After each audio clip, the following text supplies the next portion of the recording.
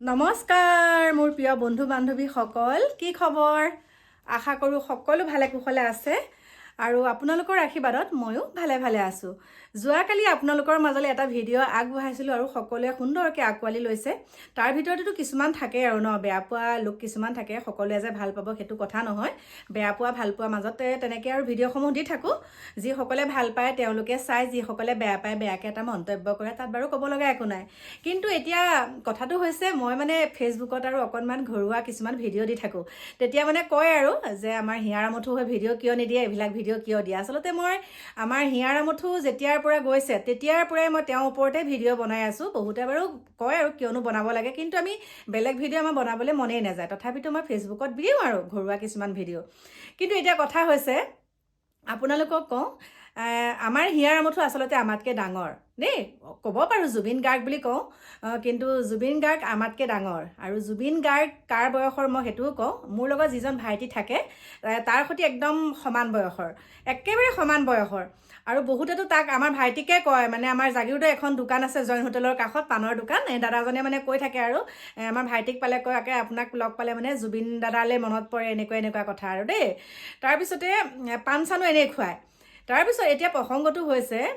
আমাৰ ধৰক মই বাৰু ভিডিঅ'সমূহ চায়ে থাকোঁ। বিশেষকৈ আমাৰ ভাইটিয়ে, যিজন মোৰ লগত থাকে ভাইটি, মোৰ ভিডিঅ' কামবিলাকত সি বহুত সহায় কৰে, বা মোৰ ঘৰুৱা কামবিলাকতো বহুত মোৰ ঘৰৰ যিমানখিনি মোৰ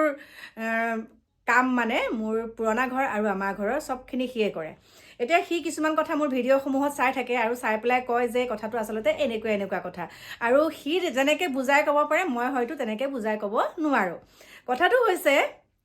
এতিয়া সি বিশেষকৈ ভিডিঅ'বিলাক নিউজবিলাক বেছিকৈ চায় দেই। নিউজ চাই পেলাই সি মোক কয় যে এই নিউজটো এনেকুৱাকৈ বাজিছে, কথাটো আচলতে এনেকুৱাহে। আচলতে মই কওঁ শুনক, আমাৰ যিসকলে ভিডিঅ' বনাওঁ, সকলোৰে কথা কোৱা নাই, একাংশ ভিডিঅ' ক্ৰিয়েটৰে কি কৰিছে, একাংশ ভিডিঅ' বনোৱা মানুহে আৰু আমি ক্ষোভত থাকোঁ, আমি হিয়াৰ আমঠু আমাৰ মাজৰ পৰা নাইকিয়া হৈ গৈছে, আমাৰ একেবাৰে মূৰৰ পৰা চটখন নাইকিয়া হৈ গৈছে আৰু হয় আমি কিমান দুখত আছোঁ। সেই দুখৰ ভিতৰতে আমি বহুত ক্ষোভ লৈ পেলাই আমি সেই 7 অভিযুক্তক, বিশেষকৈ তাৰে 2জনক বাদ দিছোঁ বাৰু, দেহৰক্ষী 2জনক, কিন্তু এই 5 অভিযুক্তক আমি একেবাৰে নি পেলাই কোনোবাখিনি পোৱালোগে, হয়নে নহয়? বহুত ক্ষোভত। কিন্তু এতিয়া চাওক, এতিয়াও তেওঁলোক দোষী সাব্যস্ত হোৱা নাই। মই সেইকাৰণে যোৱাকালি তেনেকৈ ভিডিঅ'টো দিছিলোঁ। কিন্তু তাৰ ভিতৰতে একাংশই কৈছে এইবিলাক মিছা। সঁচা মিছা সেইটো আদালতে বিচাৰ কৰিব, আইনে বিচাৰ কৰিব সঁচা মিছাটো। এতিয়াতো চাওক, DY365ত ইমান সুন্দৰকৈ প্ৰচাৰ কৰি আছে বাতৰিসমূহ যে ছিংগাপুৰত যিটো হৈছিলে, আমাৰ হিয়াৰ আমঠু যেতিয়া নাইকিয়া হৈছিলে, আচলতে ডাউনিং পানীত পৰি মৃত্যু হৈছে, অত্যাধিক মদ্যপান কৰাৰ কাৰণে তেনেকৈ মৃত্যু হৈছে। আচলতে ৰিপৰ্টত তেনেকৈ আহিছে, কিন্তু কোনেও হত্যা কৰা বুলি অহা নাই। সেইটোহে মই কৈছোঁ। মইনো আৰু বেছিকৈ কি ক'ব লগা আছে, আমি যিখিনি নিউজত পাওঁ সেইখিনিকে আপোনালোকৰ মাজলৈ আগবঢ়াওঁ। আৰু বহুতে তেনেকৈ ফেচবুক নাই, বেছিকৈ ফেচবুকতহে ভাইৰেল হয় ভিডিঅ'বিলাক সেইকাৰণে মোৰ ভিডিঅ'ৰ মাধ্যমেৰে যিমানখিনি পাৰোঁ সেইখিনি কওঁ আপোনালোকক। আৰু মই ভাইটিক কৈছিলোঁ, বোলো তই দুআষাৰমান কচোন, তোৰ মনত কি আছে। সি কৈছে মই নকওঁ নেকি, বোলো কচোন, যদি বাৰু পাৰোঁ তেনেহ'লে তাৰ মুখেৰেও শুনিব আপোনালোকে অকণমান হ'লেও। কাৰণ মই ইমান ভালকৈ কথাটো ক'ব পৰা নাইকিয়া, আচলতে কাহিনীটো কি হৈ আছে। আমি যে হত্যাকাৰী কৈ আছোঁ, আচলতে এতিয়ালৈকে দোষী সাব্যস্ত হোৱা নাই। তেওঁলোকক থৈছে, কাৰণ তেওঁলোকৰ আমাৰ হিয়াৰ আমঠুৰ লগত যোৱাৰ কাৰণে তেওঁলোকেই দোষী হৈ আছে, হয়নে নহয়? গতিকে এই ক্ষেত্ৰটোত আৰু কি ক'ব লগা আছে। আমিতো এই হিয়াৰ আমঠুৰ নাইকিয়া হোৱাৰ ক্ষেত্ৰত আমি একাংশই আমাৰ হিয়াৰ আমঠুৰ পত্নীক বহুত বেয়াকৈ তুচ্ছ তাচ্ছিল্য কৰিছে। তাৰ ভিতৰতে লেখিকাগৰাকী কথাটো ক'বই নালাগে, আপোনালোকক কৈছোৱে। আৰু এতিয়া লেখিকাগৰাকীক প্ৰত্যুত্তৰ দিবলৈ গৈছে আমাৰ হিয়াৰ আমঠুৰ ভগ্নী আৰু আমাৰ হিয়াৰ আমঠুৰ পত্নীয়ে, কিন্তু প্ৰত্যুত্তৰ দিছে যে আমাক প্ৰমাণ সহকাৰে দিয়ক, এইখিনি যে হয় নে নহয় প্ৰমাণ সহকাৰে দিয়ক। এতিয়া কালি দেখিলোঁ আমাৰ হিয়াৰ আমঠুৰ ভগ্নীয়ে কৈছে যে এই বিষপ্ৰভা হৈ পেলাই যিজন অধিবক্তা ওলাই আহিছে, তেওঁ বা কিয় গৈছে, তেওঁ বা কিমান টকাত কি কৰিছে, তেওঁ কিয় যাব লগা হ'ল, এনেকুৱাখিনি প্ৰশ্ন কৰিছে। তেওঁ সুখী নহয় যে এনেকৈ হিয়াৰ আমঠুৰ লগত তেওঁ ইমানকৈ যিগৰাকী এতিয়া বিষপ্ৰভা, তেওঁ ইমানকৈ সাঙুৰ খাইছে। সাঙুৰ খোৱাৰ পাছতো যে তেওঁৰ ওচৰলৈ অধিবক্তা গৈছে, সেই কথাখিনিত কিন্তু তেওঁ ভগ্নী সুখী নহয়। তেওঁ স্পষ্টকৈ কৈছে যে মই এইটো আশা কৰা নাছিলোঁ। কিন্তু এতিয়া চাওক, এজনেহে আগবাঢ়ি আহিছিলে এতিয়াতো সেই এজনক দেখি এতিয়া 10জন আগবাঢ়ি আহিছে। 10জন অধিবক্তা আগবাঢ়ি আহিছে আৰু এটাই কৈছে যে তেওঁলোক নিৰ্দোষী। কাৰণ যিখন চাৰ্জশ্বিট দিছে সেই চাৰ্জশ্বিটত সকলো জল পটকৈ ওলাই পৰিছে, তাত হত্যা বুলি কেতিয়াও কোৱা নাইকিয়া। সেইখিনিকে কথা বাকী ৰ'ব মই ভাইটিক মাতো যদি সি এষাৰ কয় কৈ দিব বাৰু আপোনালোকক আৰু এতিয়া মই ভাইটিক মাতিছোঁ আহচোন তই এইফালে কথাটো কৈ দিবি এইখিনি না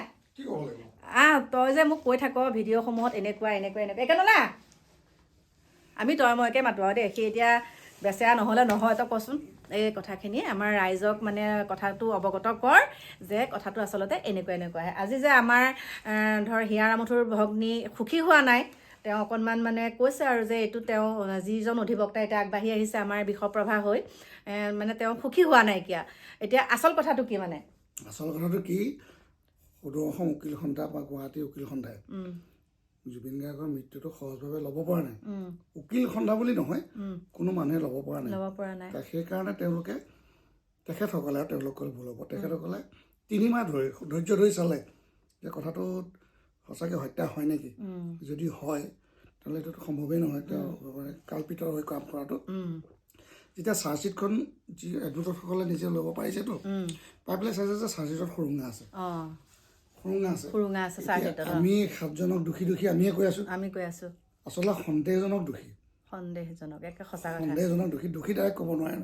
কিন্তু আদালতে দোষী আছে হ'ব আদালতত আমি যিমান চিঞৰি নাথাকোঁ ডকুমেণ্টছ যদি দিব নোৱাৰে সি কেতিয়াও দোষী হ'ব নোৱাৰে আমি বহুত দেখিছোঁ মানুহৰ মাথাটো কাটি নি থানাত জমা দিছে যে মই মানুহজনীক হত্যা কৰি আহিছোঁ বা মই মানুহজনক কাটি থৈ আহিছোঁ তাৰপিছতো দেখিছোঁ জামিন লৈ ঘূৰি আছে এতিয়া মুকলি আকাৰৰ তলত আছে কিহৰ কাৰণে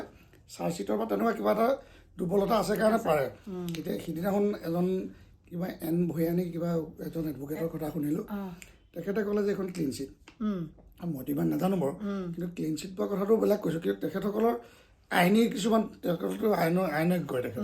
তেখেতলোকে পঢ়ি পেলাই জানিছে যে ইয়াত কিছু ফল্ট আছে কাৰণে তেওঁলোকে মানৱীয়তা ভাবিছে যে এই 7টা মানুহনো কিয় সোমাই থাকিব লাগে নিৰ্দোষী মানুহ বুলি ভাবিছে তেওঁলোকে ভাবিছে কাৰণ দোষী আমিহে চিঞৰি আছোঁ তেওঁলোকেতো চিঞৰা নাই আৰু চাৰ্জশ্বিটতকৈ তাতোতকৈ ডাঙৰ কথা ইয়াৰ প্ৰথম যেতিয়া ছিংগাপুৰ ৰিপৰ্টটো আহিছিলে পোষ্টমৰ্টম সেইটো কৈছিলে যে পানীত ডুবি মৰিছে হৈছে সেই বস্তুবিলাক চব মিলাই সেইবিলাক চাব আকৌ ইহঁতত থকা মানুহখিনি তেওঁলোকে কি সাক্ষ্য দিছে কৈছে ভয়াই কৈছে যে তেনেকুৱা বিশেষ একো নাই নায়ে তেনেকুৱা সেইটো কাৰণে এডভোকেটসকল মোৰ বিশ্বাস তেওঁলোক সেইকাৰণে হয়তো 2-4জন যি আহিছে আৰু এইটো বাকী এডভোকেটৰ সেইটো প্ৰফেচনেল তেওঁলোকৰ সেইটো পইচা পাতি কথাটো আমাক ক'বলগীয়া নাই যোনে যি পাই লয় কৰে সেইটো বাদ দিয়ক কিন্তু এতিয়া আমি ন্যায় পাম নে নাপাম মেইন লাগে সেইটো কথা ন্যায়টো পাবলৈ হ'লে মেইন কথা চাৰ্জশ্বিটখনৰ ভিতৰত আমিতো পঢ়িব পৰা নাই কিন্তু বাতৰিয়ে যি পাইছোঁ কোনোবা বাতৰিত যদি পাইছোঁ চাৰ্জশ্বিট খুব কাঢ়া আকৌ এজন এডভোকেটে আকৌ এখন চাৰ্জশ্বিটত কামেই নাই পাবই সেইটো এতিয়া মানে ওপৰলা কথা ভগৱানৰ ওপৰত দিছোঁ আৰু আমি কিন্তু ন্যায় পাম বুলি ভাবি আছোঁ মোৰ বিশ্বাস আছে জুবিন গাৰ্গে ন্যায়টো কি হ'ব ৰাইজৰ কাম কৰিছে সেইকাৰণে তেওঁ এটা ন্যায় পাব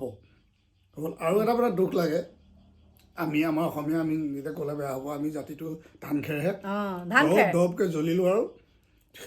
নুমাই গ'ল এতিয়া মই এইটো কোৱা নাই যে ৰাস্তালৈ আহি প্ৰতিবাদ কৰক ধৰ্ণা দিয়ক সেইটো বুলি নহয়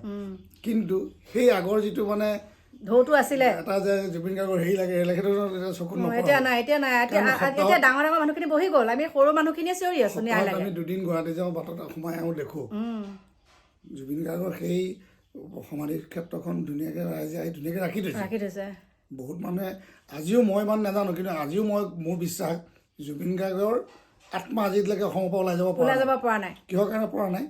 প্ৰতি ঘৰ মানুহত দিনটোত এবাৰ হ'লেও আলোচনা হৈছে তাত 1000 মানুহ তাত বহি আছে গৈ আছে সেইকাৰণে আত্মাটো এইবিলাক হেৰি এইবিলাক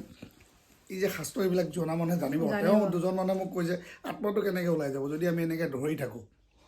আত্মাটো ওলাই যাব নোৱাৰে নহয় আত্মাটো থাকিব এতিয়া আত্মাটোৱে ভাল দৃষ্টিৰে আত্মাই চাই আছে কাৰণে ভাল হৈ আছে কিন্তু যদি আত্মাই আকৌ কিবা কাৰণত যদি তেওঁ অলপ বেয়া দৃষ্টিলৈ যায় তেতিয়া কিন্তু আকৌ অসমৰ হেৰিটো বেয়া হোৱাৰ চান্স থাকে কোৱা কথাহে দেই মই ইমান নাজানো বাৰু মানে মোক কৈছে যে এইটো তুমি চাবা আজি দেখিছা সোণাৰ পৰিমাণ ধুনীয়া হৈ আছে কাৰণ জুবিন গাৰ্গৰ আত্মাটোৱে সেইটোকে বিচাৰি আছে